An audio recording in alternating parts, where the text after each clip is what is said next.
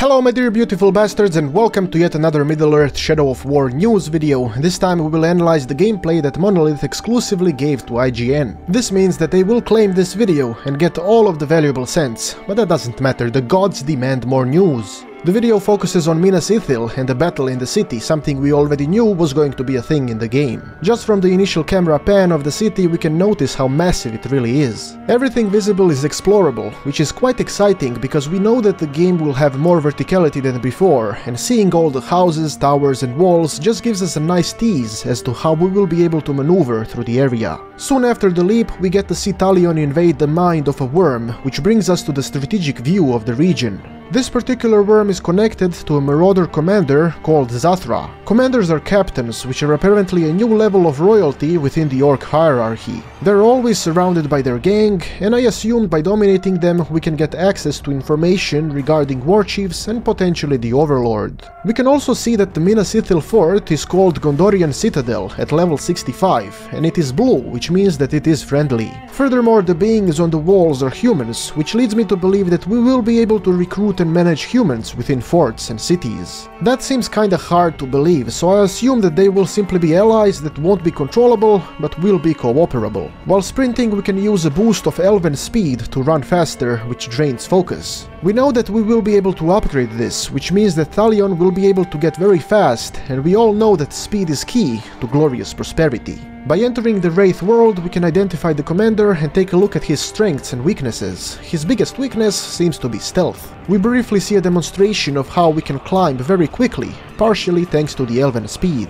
Once close to the commander we can attack him, which will alert his gang, but I suspect there are things they didn't want to show during this confrontation, so we skip on to another situation.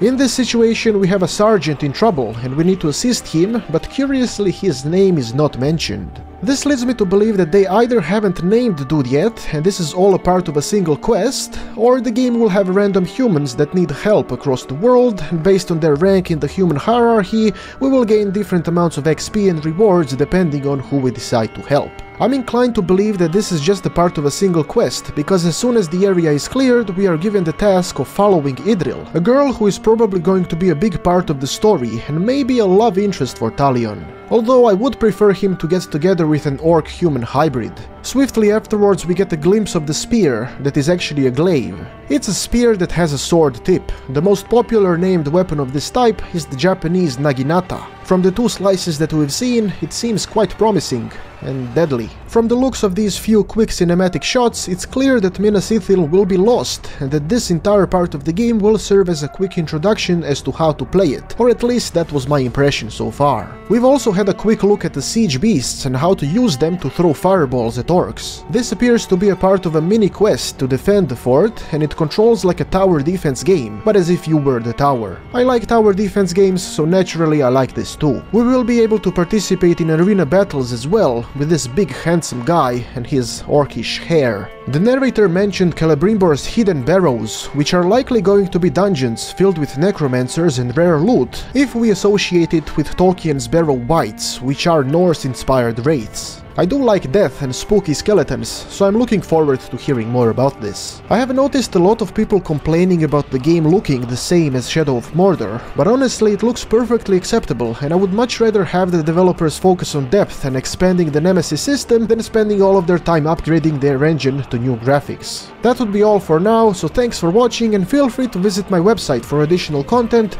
or my Patreon if you want to support me further. I have been Petard, your glorious lord, and may the blessings of Petard the eternally touch your body.